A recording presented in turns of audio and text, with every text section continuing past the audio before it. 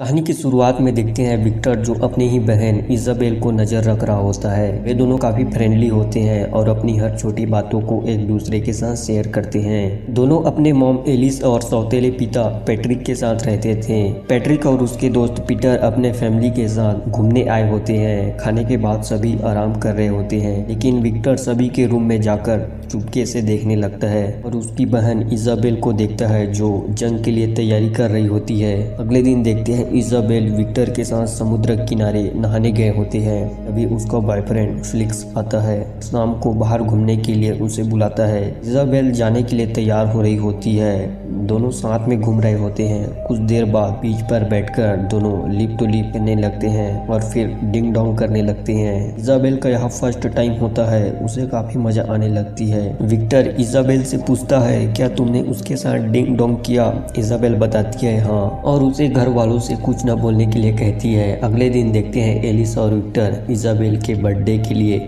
Cake तैयार कर रहे होते हैं। वह 17 साल की हो जाती है। सभी उसे बर्थडे विश करते हैं। इजाबेल काफ़ी खुश हो जाती है। अगले दिन सभी वापस अपने घर चले जाते हैं। फिर देखते हैं इजाबेल एक होटल में जा रही होती है और रूम नंबर 6095 में घुसती है, जहां जॉर्जी नाम का एक बुढ़ा बैठा होता है। बुढ़ा अपनी कम उम्र बताकर इजाबेल को बुलाया होता है, लेकिन इजाबेल को इससे कोई फर्क नहीं पड़ता। बुढ़ा उसकी तारीफें करता है कि वह बहुत खूबसूरत है और उसकी एज पूछता है, जिस पर इजाबेल अपनी बाल्यावस्था को छुपाकर 20 साल बताती है। दोनों फिर डिंग डोंग करने लगते हैं। बुढ़ा उसे फिर मिलने के लिए कहता है। इजाबेल एक सप्ताह के बाद बोलती है और पैसों को उठाकर वहां से चली जाती है।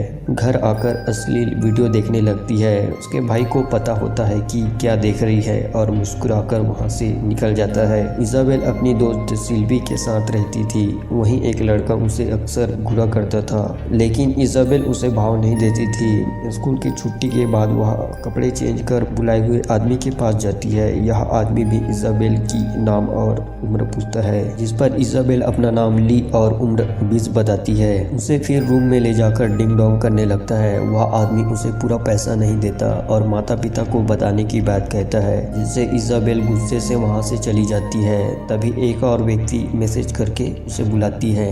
इजाबेल शुरू होने से पहले ही पैसा मांगती है। बुढ़ा पैसा देने के बाद कार में ही डिंग डोंग करने लगता है। उसकी माँ एलिस उसे थिएटर चलने के लिए कहती है। इजाबेल मान जाती है और उसे अपने साथ थिएटर दिखाने ले जाते हैं। थिएटर में वही बुढ़ा जॉर्जी एक लड़की के साथ आया होता है। बुढ़ा उसे देख लेता है और उसी रूम में आने के लिए मैसेज करता है। अगले दिन फिर इजाबेल रूम में चली जाती है। फिर डिंग डोंग करना स्टार्ट करते हैं और वहाँ कई लोगों के साथ डिंग डोंग करने लगती है, जिससे उसके पास बहुत सारे पैसे हो जाते हैं। विक्टर इजाबेल को अपनी गर्लफ्रेंड के बारे में बता रहा होता है। जॉर्जी फिर मैसेज करके उसे बुलाता है। इजाबेल उस लड़की के बारे में पूछती है। जॉर्जी बताता है कि वह उसकी बेटी है और अक्सर उसके साथ घूमने जाते हैं। इससे दोनों चालू हो जाते हैं। डिंग डोंग करते समय जॉर्जी अचानक बेहोश हो जाता है। इजाबेल उसे उठाने की कोशिश करता है, लेकिन वह टपक चुका होता है। इजाबेल काफी डर जाती है और पैसों को लेकर वहां से रफू चक्कर हो जाती है। फिर देखते हैं पुलिस इजाबेल की माँ से पूछताछ करने के लिए आए होते हैं। फोटो दिखाकर उससे पूछते हैं कि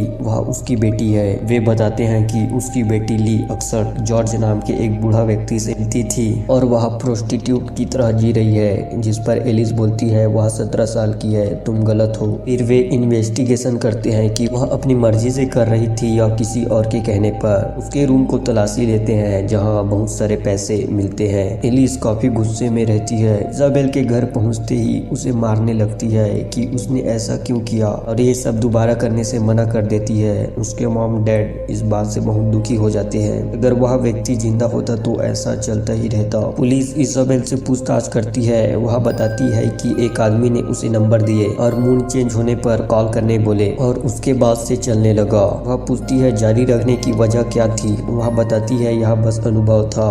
पुलिस फिर कहती है यह एक खतरनाक अनुभव था, कोई तुम पर हमला कर सकता था, और जॉर्ज के बारे में पूछता है।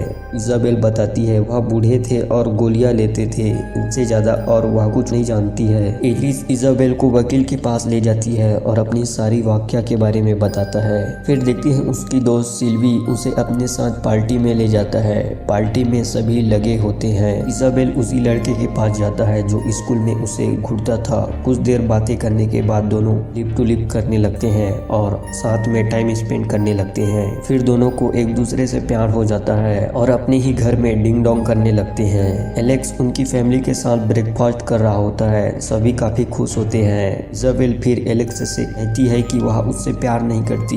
एलेक्स काफी उदास हो जाता है और वहां से चला जाता है। फिर देखते हैं इजाबेल उसी होटल में जाती है जहां देखते हैं जॉर्ज की वाइफ ने उसे मिलने बुलाया होता है और वही रूम में जाते हैं जहां जॉर्ज इजाबेल को बुलाता था। उसकी वाइफ अपनी पति के बारे में बताती है कि उसे दिल की बीमारी थी। दोनों उस कमरे को देखना चाहते थे। फिर देखते हैं कहानी यहीं पर समाप्त हो जाता है।